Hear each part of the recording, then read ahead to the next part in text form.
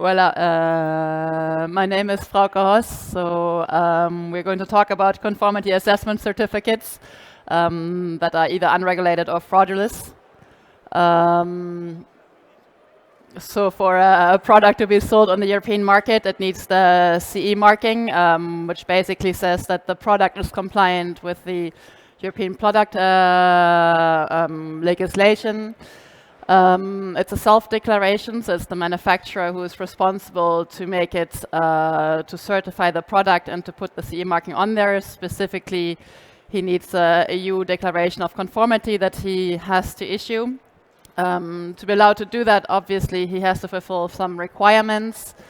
So what happens is he has to ask a third party, which, for example, in Germany that would be DEKRA or TÜV, to test the products. When the product has been tested and it has been found to comply with the EU rules and standards, it gets a conformity assessment certificate.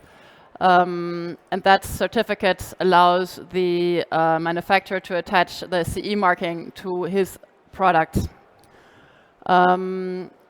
To the third parties have to be authorized to give this to test the product. To see who is authorized to test the product, you go to our website. It's called Nando. All the authorized companies that are allowed to test products in the EU are listed there. You see they're called notified bodies. So what does a conformity assessment certificate look like? It's basically to see the small print matters. They come in very many different shapes and forms. What should be on there is a clear identification of the product and the model that's concerned. The testing laboratory or the notified body that has tested the product needs to be mentioned, including its registration number. It has to say which legislation specifically the product has been certified against. For example, some products might fall under the low voltage directive, but also under a different type of directive, for example, radio equipment. Possibly relevant harmonized standards should be mentioned if they have been used, and there should be a clear statement that the product does comply with the relevant EU legislation. So the certificate itself can have very different many formats, but that information needs to be on there. There's also something called voluntary certificates. Those are for things that are not required by law, so they have absolutely no legal value. And it sort of says, I have tested my product against whatever. It can be a standard, it can be Korean legislation, it can be something criteria that the manufacturer has come up with themselves. Those voluntary certificates have value to sort of say a third party has tested the product, but they have absolutely no legal value. They do not give you the right to put your CE marking on your product. There is quite a bit of fraud and also a lot of misunderstanding with these kinds of conformity assessment certificates. The main problem with that, obviously, is if a product hasn't been properly tested, it might not be safe.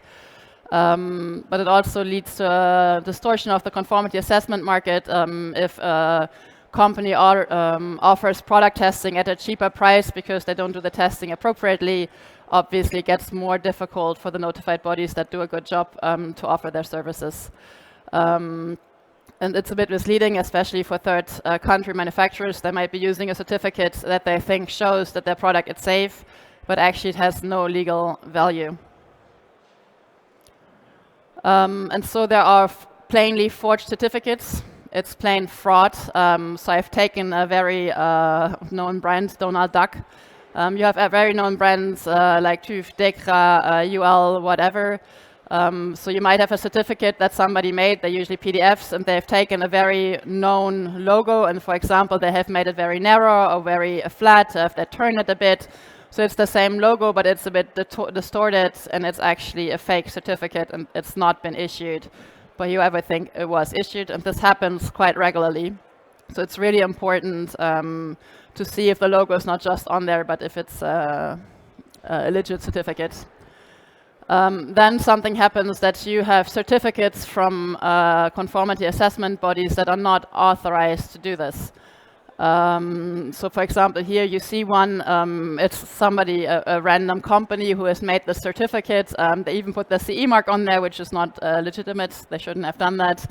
And the conformity assessment body is not authorized to issue a certificate like this.